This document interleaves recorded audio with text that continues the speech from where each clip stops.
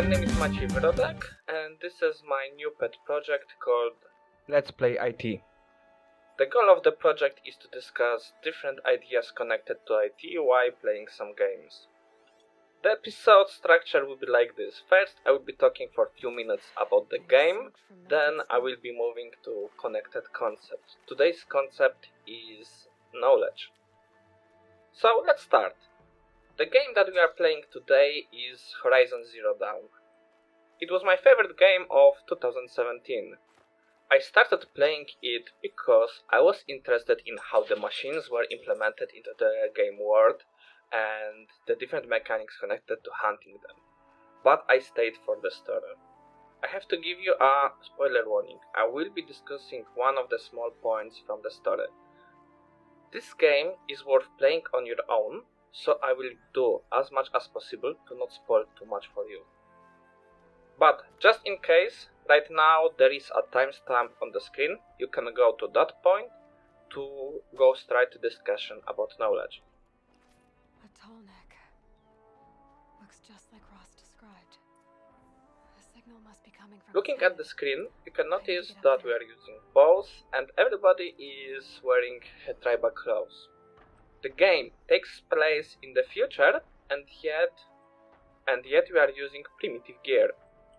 The reason for that is humanity lost the war against machines. But somehow we survived. I won't spoil it here how we did it because it's connected to the main plot of the game. But what is important, the past generations have left the knowledge for the newcomers. But someone who was responsible for the rise of the machines thought it's better to destroy that knowledge. So we won't make the same mistakes again.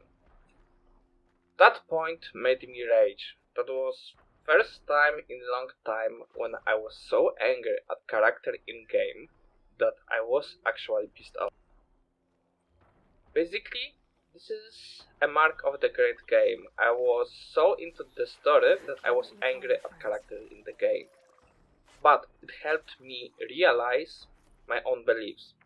That I believe that the knowledge is the biggest treasure of humankind. That this is the thing that helped us to evolve, that put us on the place that we are currently in the world.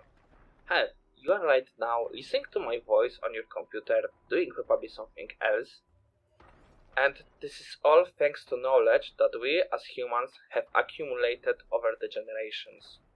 So it is time to move to our main subject, the knowledge. We will discuss the knowledge itself, what is the knowledge sharing, what is the knowledge workers and learning workers.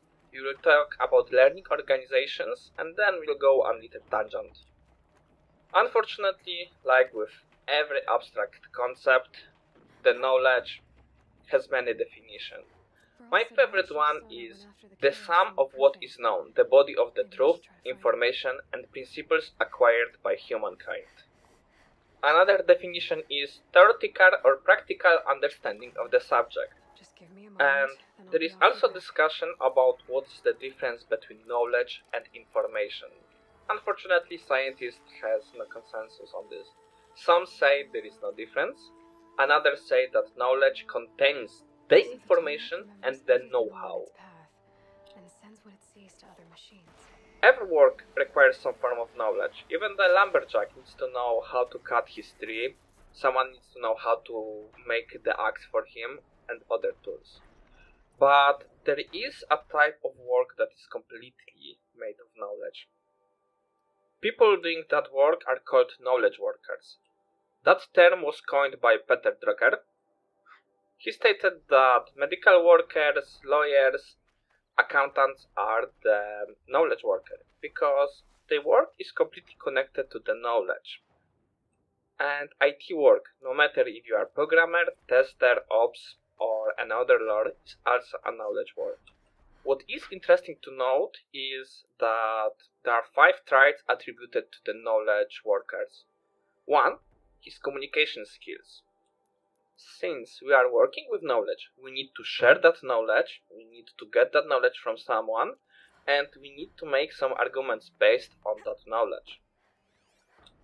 So, as you see, the stereotype of the programmer being a nerd that doesn't want to talk to anybody is a little false, because in our work it is necessary to talk to the people. Of course, the knowledge itself is also important, both the factual and theoretical. The stereotypical knowledge worker was someone with a degree. Now it's changing a little. I will talk about this change a little later. The third point is the ability to accessing and applying information. Here you see that the author is making difference between the information and the knowledge. The fourth point is the motivation, because knowledge worker needs to constantly improve. The another, much more problematic part of the existing of the definition of the knowledge worker is to differentiate from manual worker. So, the standard blue collar versus white collar, which we see in some old American movies. Please note that distinction, because we'll be talking about it later. Okay, so we talked a lot about the knowledge worker and his need for learning and sharing the information that he learned. So let's move to the next subject, knowledge sharing. Recently I read an interesting article called Knowledge Sharing, a Review and Directions for Future Research by Shane Wong and Raymond A. Noe. The article was dedicated to discussing the knowledge management and knowledge sharing in the organization. I would like to discuss some points from that article. The first point that the authors made is that knowledge is critical for organization in competitive and dynamic economy, like our IT world. What was also interesting is that less centralized organization structure helps sharing knowledge. So, if you are working in a very stiff corporative environment, the knowledge sharing is impaired by the structure. There was also a lot of research on the motivation of employees for sharing information. The one that is most important for me is the information ownership. We are much more willing to share if we believe that we are the owner of the information. The organization culture that promoted solidarity and need for achievement was also a great help with the knowledge sharing. There are other factors which unfortunately come from the research about online communities, so if they are also applied to the normal work environment is not sure, are internal satisfaction, the need to give back to the community, the building our own reputation, and help to advance the community that we are part of. Of course, there are also reasons for not sharing information. In case of online communities, two most popular ones are lack of time and unfamiliarity of the subject. There was also a case made for our ability to see that what we are sharing is useful for the community. If we see that what we are giving back to community is being used, we are much more willing to share later. In the summary of the research, there were made 3 points. First, that the culture is important for the knowledge sharing. Second, that the support of the management and supervisor is also critical. The last point made was that one confidence and self-efficiency was also correlated to their willing to knowledge sharing. Of course, the terms are evolving. We had in past knowledge workers, and lately I am seeing the rise of the term learning worker. To be honest, at this point I'm not seeing much difference between terms. Basically, the two biggest differences are that they have knowledge how to learn, and I quote, learning workers have the skill to learn as they go, adapt and apply their learning to the new situation and issues. So, if you remember the definition of knowledge worker, there was point, motivation, because there is a need for constant improvement. So, looking at this aspect, the learning worker is basically put much more emphasis on the point that we need constantly learn, that we cannot stay in the one place. The same is for the organizations. The codifier of the DevOps In their book Accelerate, DevOps HandBook and Beyond Phonics project have coined the term learning organization. Basically, the organization that are able to use the current technology to constantly learn what the market requires from them and constantly adapt. Basically, author stated if you are not a learning organization, you are losing to one. If you remember, I have previously stated that knowledge is critical for the organization in competitive dynamic economy. So basically, learning organizations are companies that are putting much more emphasis on the evolution of their tools and they are using that knowledge as their weapon. And this is why we cannot stay outside of the loop. That's why we need constantly improve. Because the world is completely changing. There is a great motivational book called Who Moved My Cheese, which tackles this problem. We are living in the world when we are not looking for new avenues to improve, we are staying behind. So if in few years you will need to change job and you haven't been constantly improving, learning new things, you may find out that are no longer needed in the market. Of course, the constant improvement is not easy. With age, our abilities to learn are getting weaker. This is the part of the reason for so-called age discrimination that is happening currently in the Silicon Valley, because with time we are not as able to keep up. In past it was much easier because as your abilities diminished, you still had a lot of skill that was useful for the next generation. You could teach them. Even if you were working as manual job, you may didn't have as much strength, but you were still able to show younger one how to properly use the axe, how to help them. But right now, in the knowledge work, when basically what you learned 5 years ago is no longer useful, the situation is getting much more complicated. That's why there is an Allen principle. Avoid learning anything new. The principle doesn't state that you shouldn't learn. The principle states that you should learn things that are not going to age so fast because they are much more proven and they are still useful. For example, programming principles, patterns are aging much slower than the new technologies. That doesn't mean you shouldn't learn new technologies. If this is your work, you should. But you should put much more priority on also learning the stuff that is not aging so fast. Before I finish, I will go on 2 short tangents connected to the learning. The first one is about creativity and knowledge. There are some conflicting research on the creativity. Basically, there are some points that we are most creative when we have the least knowledge.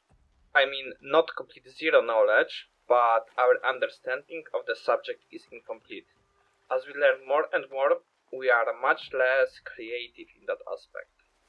Of course, there is also a opposite view, that we are much more creative as much more we know, because we have much more ideas that we can collide with each other to create new ideas.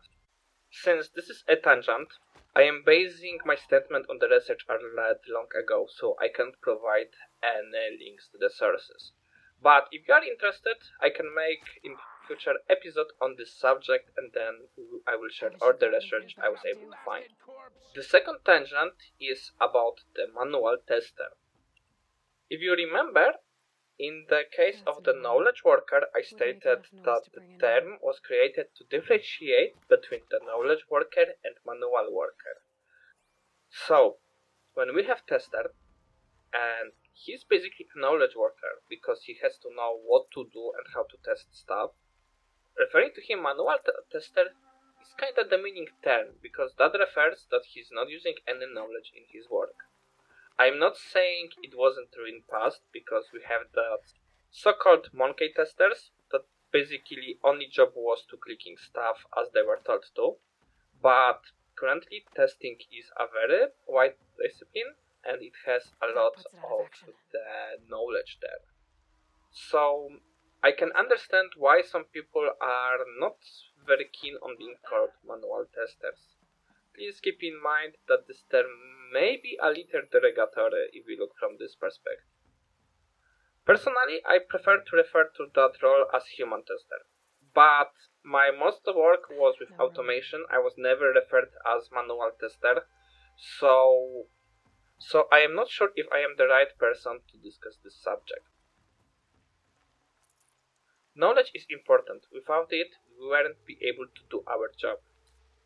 But to effectively share knowledge in the organization, we need the support of both our leaders and the organization itself. The organizations that are escalating their knowledge, that are using it to constantly improve and get better on the market, are called learning organization. And I quote, if you are not learning organization, you are losing to one. So, my name is Maciej Wyrodek, and that was first episode of Let's Play IT. I hope you liked it. And since we are talking on knowledge, and feedback is form of the knowledge, I hope you will be able to share with me what do you think about my little project, because in reality this is knowledge sharing. I hope to hear your opinion, and if you remember from the research I quoted, the ability to see that your knowledge is useful and someone is interested in it makes you much more willing to share again. In the notes you will see all the links for the sources I used, and on my blog you will also find a mind map describing the subject I was talking about. One more time, thank you for your time. My name was Maciej Wyrodek. Goodbye.